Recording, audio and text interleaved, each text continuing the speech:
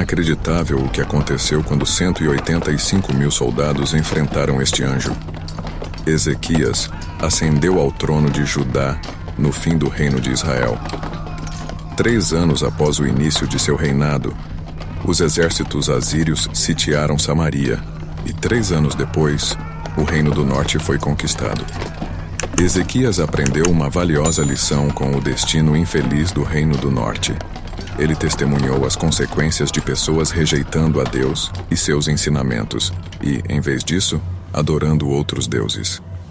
Ezequias foi um rei altamente respeitado de Judá que desfrutou de um reinado longo e próspero. Ele fez o que era certo aos olhos do Senhor. Ele removeu os lugares altos. Ezequias foi um dos reformadores mais fervorosos de Judá, até mesmo proibindo a adoração nos lugares altos. Esses altares populares para sacrifício eram montados como o adorador desejava, não de acordo com a direção de Deus. Ezequias também quebrou a serpente de bronze que Moisés havia feito. Ele confiou no Senhor, o Deus de Israel, de modo que depois dele não houve ninguém como ele entre todos os reis de Judá. Ezequias se destacou por sua fé fervorosa em Deus e dedicação em promover a adoração genuína. Isso é ainda mais impressionante considerando que seu pai Acás foi um dos piores reis de Judá. É notável que um homem como Ezequias pudesse ser filho de Acás. No entanto, devemos lembrar que durante toda a sua vida ele esteve sob a influência de Isaías. Deus abençoou abundantemente Ezequias porque ele tinha uma fé inabalável no Senhor. Isso foi o cumprimento da promessa duradoura de Deus a Davi e seus descendentes, que afirmava que seu reinado seria sempre seguro se seguissem os mandamentos de Deus. Ezequias conseguiu com sucesso subjugar os vizinhos hostis de Judá e trabalhar para estabelecer um Judá poderoso, autônomo e livre. Ele se rebelou contra o rei da Assíria e não o serviu. Durante esse período, a Assíria possuía poder suficiente para conquistar completamente o reino do norte de Israel.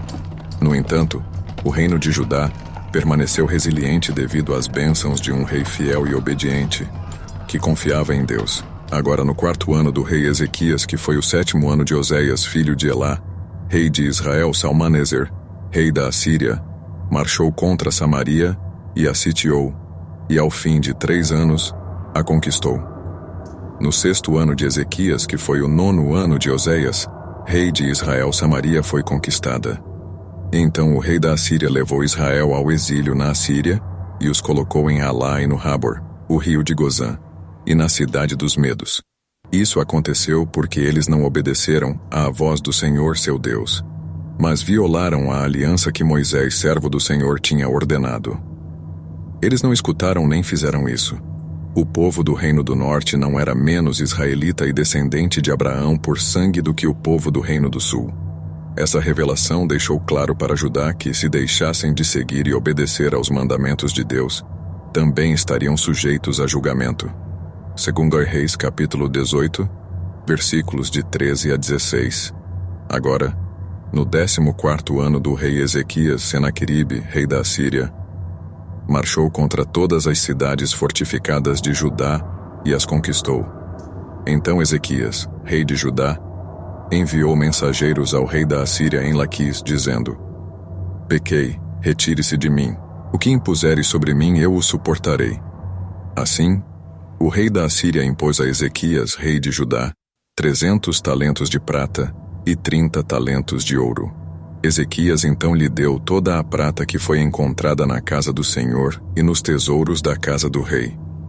Naquela época, Ezequias removeu o ouro das portas do templo do Senhor e das ombreiras que Ezequias, rei de Judá, as havia coberto, e o deu ao rei da Assíria. Isso aconteceu cerca de 5 anos após a queda de Samaria, quando o rei da Assíria atacou novamente Judá. Mesmo que tivessem conseguido resistir a ele anteriormente, ele capturou todas as cidades fortificadas de Judá e precisava apenas tomar Jerusalém para conquistar completamente Judá. Ezequias faltava fé e acreditava que era mais seguro pagar o rei assírio e tornar-se seu súdito do que confiar em Deus para defender Judá contra o poderoso rei. Embora sua decisão fosse compreensível, ela mostrava uma clara falta de fé. É possível que Ezequias tenha acreditado que, uma vez que o reino do norte já havia sido conquistado e todas as cidades fortificadas de Judá haviam sido capturadas, Deus não interviria em seu favor. Como resultado, Ezequias sentiu-se compelido a agir por conta própria. É possível que a crença de Ezequias de que Judá merecia punição tenha sido influenciada pela maldade de seu pai, Acás, e seus pecados passados.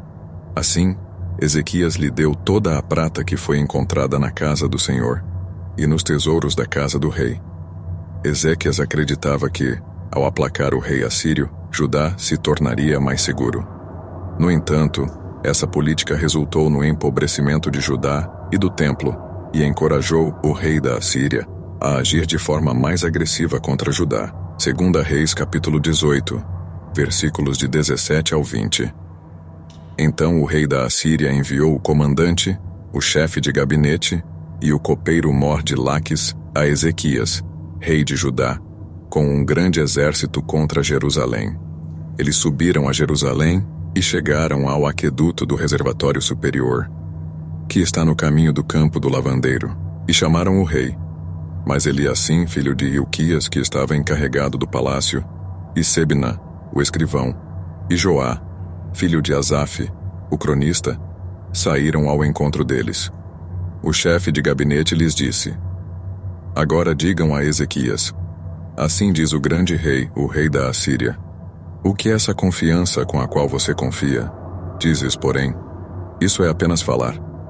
Tenho conselhos e força para a guerra. Agora, em quem você confiou para que se revoltasse contra mim? Agora, tu confiaste no Egito, aquele que é um cajado de cana quebrada, o qual, quando alguém se apoia nele, penetra na sua mão e a fura. Assim é o faraó, rei do Egito, para todos os que confiam nele. É notável que o comandante chamado de Rabshakeh tivesse um entendimento melhor das vulnerabilidades do Egito do que muitos dos líderes em Judá. A confiança de Ezequias no Egito poderia potencialmente criar problemas para Judá. 2 Reis, capítulo 18, versículos 36 e 37. No entanto, o povo manteve silêncio e não lhe respondeu uma palavra, pois a ordem do rei era não responder a ele.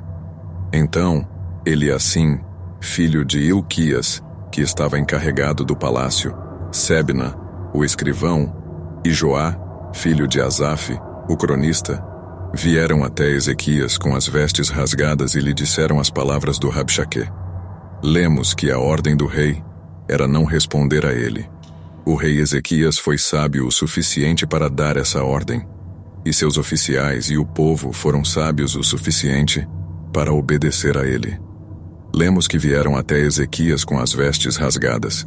Mesmo que eles não tenham dito nada, o episódio ainda teve um forte impacto sobre eles. Eles tiveram a mesma experiência que Paulo descreveu em 2 Coríntios, capítulo 4, versículos 8 e 9. Em tudo somos atribulados, mas não angustiados, perplexos, mas não desesperados, perseguidos, mas não desamparados, abatidos, mas não destruídos. 2 Reis, capítulo 19, versículos de 1 a 5. Quando o rei Ezequias ouviu isso, rasgou as suas vestes, cobriu-se de saco e entrou na casa do Senhor. E enviou Eliacim, o mordomo, Sebna, o escrivão, e os anciãos dos sacerdotes, cobertos de saco, ao profeta Isaías, filho de Amós, e disseram-lhe: Assim diz Ezequias: Este é um dia de angústia, de castigo e de vergonha, pois chegaram até o ponto de nascer os filhos, mas a mulher que está para dar à luz não tem forças. Talvez o Senhor, o seu Deus, ouça as palavras do chefe dos oficiais, a quem o rei da Assíria, o seu senhor, enviou para ridicularizar o Deus vivo, e o Senhor, o seu Deus, o repreenda pelas palavras que ouviu. Portanto, ore pelo remanescente que ainda sobrevive. Assim, os servos do rei Ezequias foram até Isaías. Quando alguém estava profundamente enlutado pela perda de um ente querido, muitas vezes rasgava suas roupas e usava um material áspero semelhante a saco. Ezequias levou o relato sobre Rabshakeh a sério, porque sabia que esse inimigo estava determinado a conquistar Jerusalém completamente. Ezequias respondeu bem à situação e a entendeu pelo que realmente era. Durante os momentos de dificuldade, é comum lutar para avaliar com precisão a situação. No entanto, Ezequias reconheceu que Jerusalém estava em um estado desesperador. Segundo Reis, capítulo 19, versículos 6 e 7, e Isaías disse-lhes: Assim direis ao vosso Senhor, assim diz o Senhor, não temais por causa das palavras que ouvistes com as quais os servos do rei da Assíria me blasfemaram. Eis que porei nele um espírito, e ele ouvirá um rumor, e voltará à sua própria terra. E eu o farei cair à espada na sua própria terra. Neste trecho é dito que o Senhor Deus prometeu a Ezequias que tomaria medidas contra Rabxaqué por sua blasfêmia.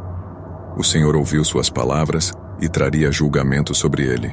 Vale a pena notar que a primeira mensagem do profeta Isaías não mencionou nada sobre a libertação de Jerusalém ou a queda do exército assírio. Em vez disso, Deus direcionou a mensagem para Rabxaqué individualmente. Segunda Reis, capítulo 19, versículo 8.